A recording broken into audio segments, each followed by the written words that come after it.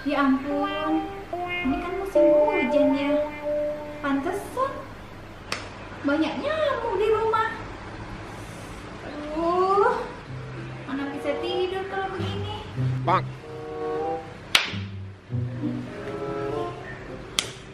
Ih, banyak banget.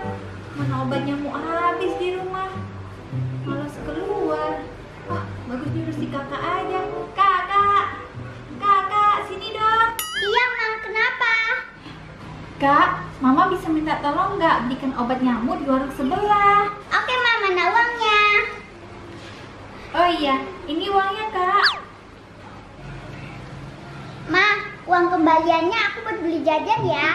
Iya, kalau ada kembaliannya kakak ambil aja ya. Bye, Ma.